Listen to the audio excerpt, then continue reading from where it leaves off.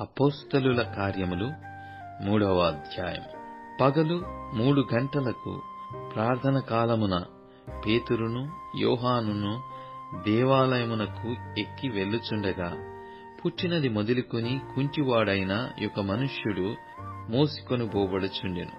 వారు దేవాలయములోనికి వెళ్ళు వారిని భిక్షమడుటకు కొందరు ప్రతిదినము వానిని శృంగారమను దేవాలయపు ద్వారమునొద్ద ఉంచుచూ వచ్చిరి.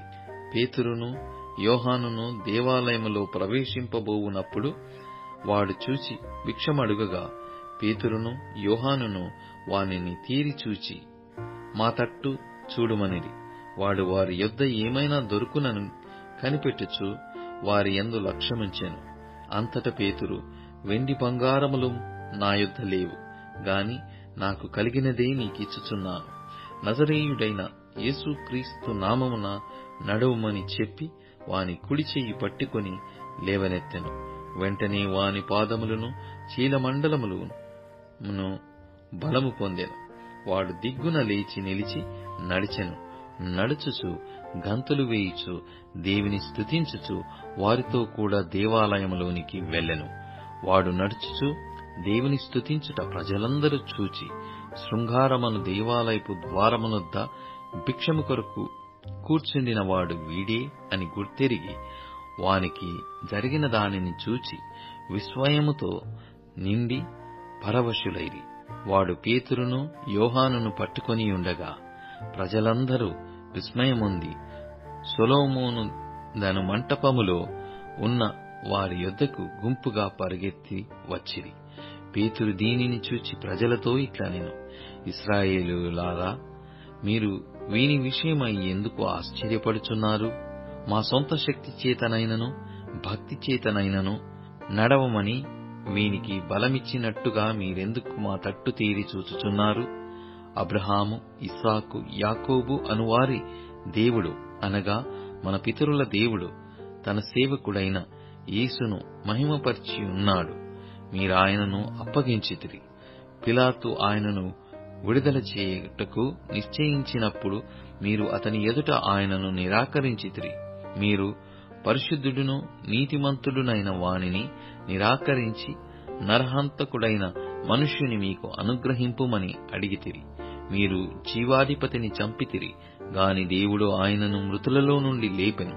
అందుకు మేము సాక్షులము. ఆయన నామమందలి విశ్వాసము మూలముగా ఆయన నామమే మీరు చూచి ఎరిగియున్న వీనిని బలపరిచెను.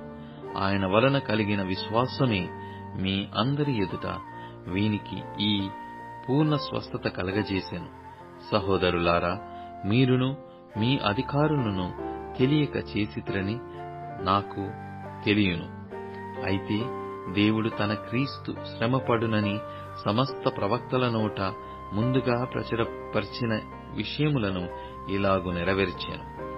ప్రభు సముఖము నుండి విశ్రాంతి కాలములు వచ్చునట్లును మీ కొరకు నియమించిన క్రీస్తు యేసును ఆయన పంపునట్లును మీ పాపములు తుడిచివేయబడుట నిమిత్తమును మారుమనస్సు నుండి తిరుగుడి. అన్నిటికీ కుదురుబాటు కాలములు వచ్చునని దేవుడు ఆది నుండి తన పరిశుద్ధ ప్రవక్తల నోట పలికించెను. అంతవరకు యేసు పరలోక నివాసి అయ్యుండుట ఆవశ్యకము. మోషే ఇట్లనెను, ప్రభువైన దేవుడు నా వంటి ఒక ప్రవక్తను మీ సహోదరులలో నుండి మీ కొరకు పుట్టించును. ఆయన మీతో ఏమి చెప్పినను అన్ని విషయములలో మీరాయన మాట వినవలెను.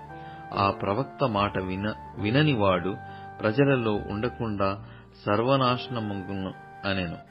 మరియు సమూయేలు మొదలుకొని ఎందరు ప్రవక్తలు ప్రవచించిరో వారందరూ ఈ దినమును గూర్చి ప్రకటించిరి. ఆ ప్రవక్తలకును దేవుడు అబ్రహాముతో, నీ సంతానమందు భూలోక వంశములన్నీయు ఆశీర్వదింపబడునని చెప్పిన మీ పితరులతో చేసిన నిబంధనను మీరు వారసులయ్యున్నారు. దేవుడు తన సేవకుని పుట్టించి మీలో ప్రతి వానిని వాని దుష్టత్వము నుండి మళ్లించుట వలన మిమ్ము నాశీర్వదించుటకు ఆయనను మొదట మీ యొద్దకు పంపెనని చెప్పెను.